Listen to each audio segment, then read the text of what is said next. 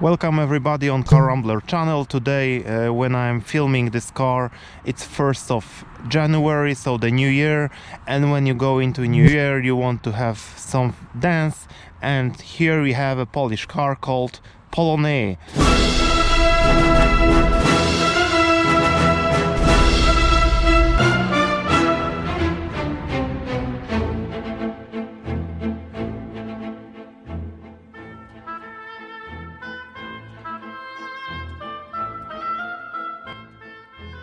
Polonez is a Polish dance, traditional dance that everyone dance. For example, students in the secondary school who are about to take their major exams, they have a ball and they dance Polonez. So let's dance. You might be asking yourself, what the hell is this car? Where did it came from? The story is very simple. Polish communistical party government wanted to produce a new car instead of the Fiat 125. I also have a movie about it on my channel, so you can have a look.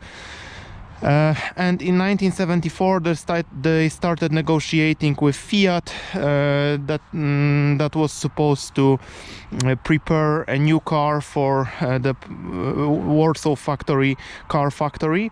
So the name of the company was FSO. In Polish it means factory for personal cars, simply, and they wanted to have something new. And in 1977 first cars left the production line in Poland. The car was designed in Italy by Fiat design studio, and there are many legends about it that say, for example, that some Polish dignitaries were in Turin in the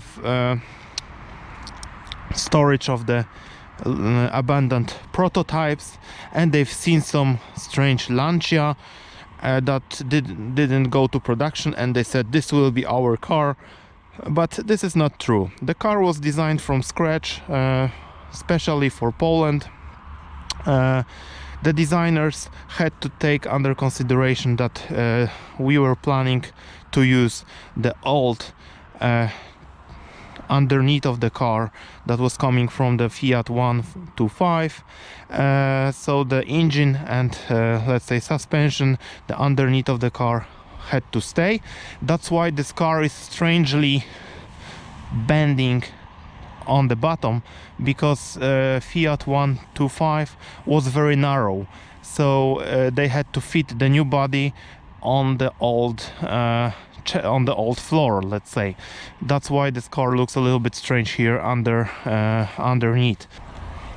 Oh, so see, old cars have to be careful, huh?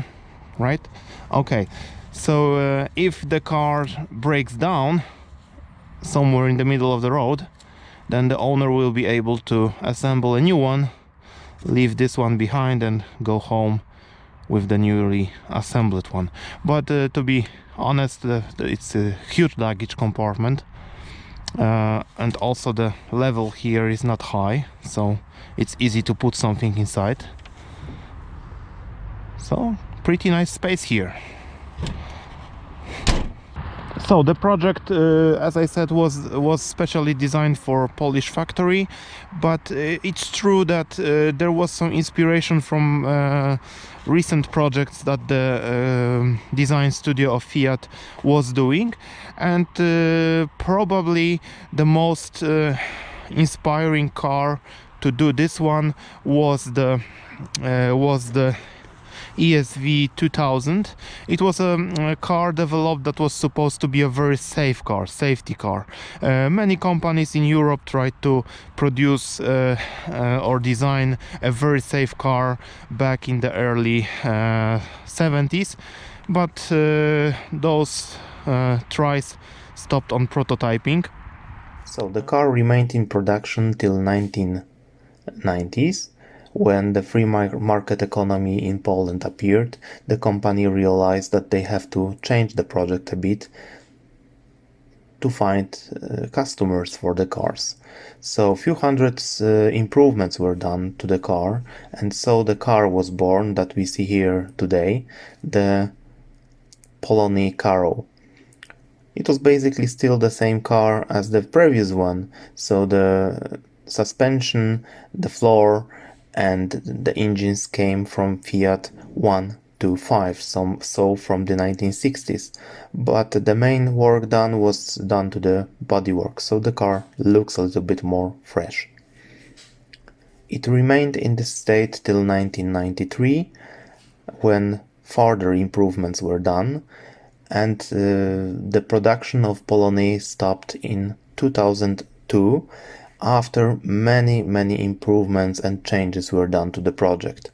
So the last cars don't really remind the first ones that were originally designed by Fiat stylists. Inside, this is the same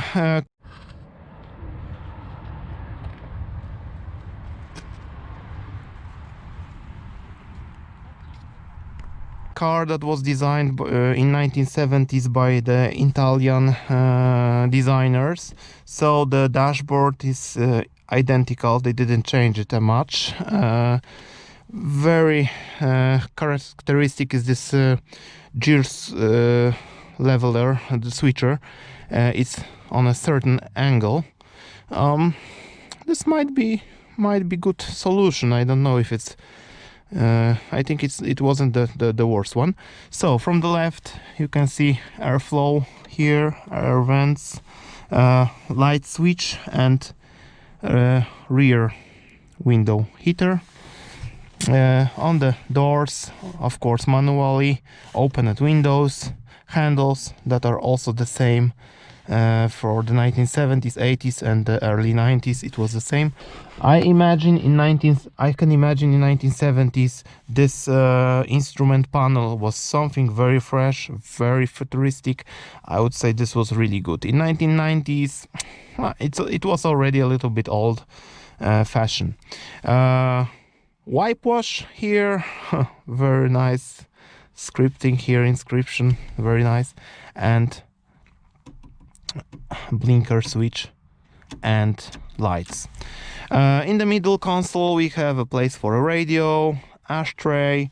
We can choose the direction of the where the airflow is coming from, the temperature setting, and switches.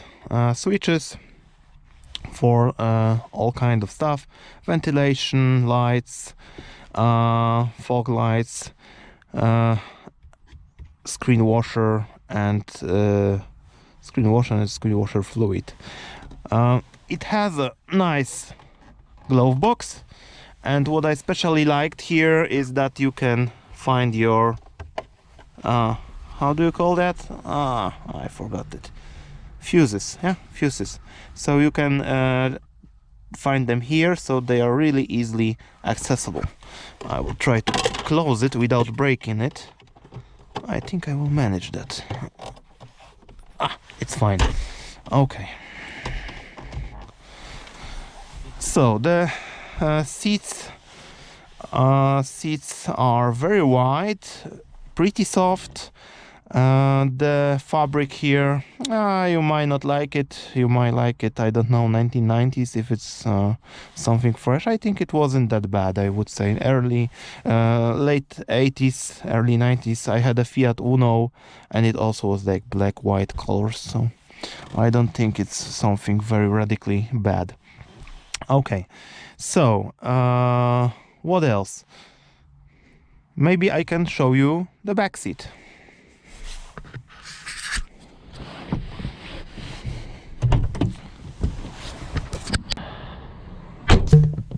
Oops.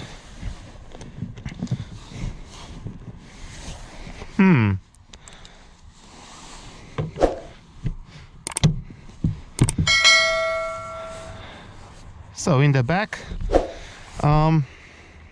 for the legs, it's enough space, I would say. but for the head it's a little bit small for me. I'm 1 meter 85 and I can't sit straight here. The seats, very interesting material here, fabric, all in the same colors as you can see. There must have been an ashtray, you know, 1990s. I always say that you had to smoke. If you didn't smoke, you were not normal person. So in the back, I would say pretty comfy, except the height. Everything else is fine. Poloneza? Za 1 400 000 to niemożliwe. Zaraz się przekonasz.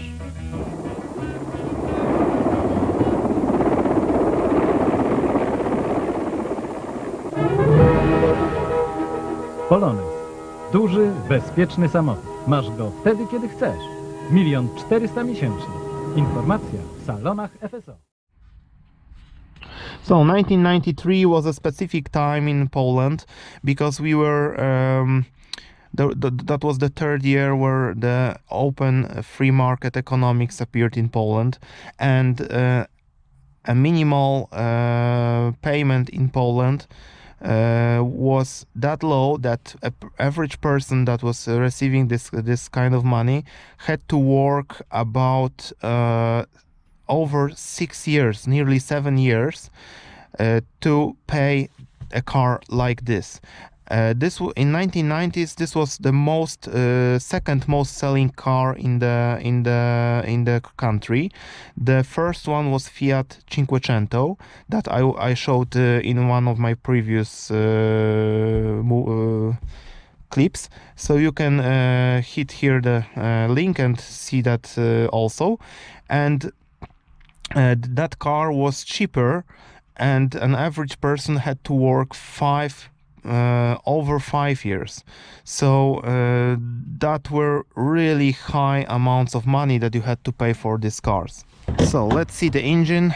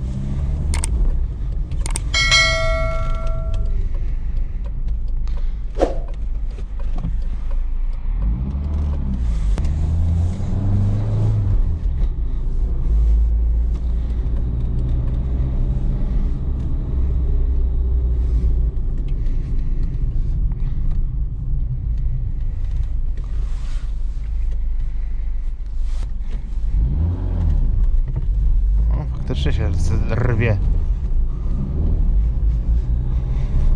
So two contrary feelings about driving this car. One of them is that this particular car was in good mechanical order, so the gearbox was reacting very precisely, the steering system also. You also didn't hear the engine that much, and it was powerful enough for cruising around the city.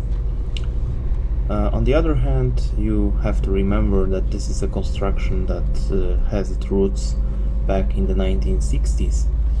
So, for example, it's a rear wheel drive, and there are leaf springs in the back. So the suspension is very, very soft, and it reminds more cars from the 60s, so for example my Rover before, than cars from the 90s.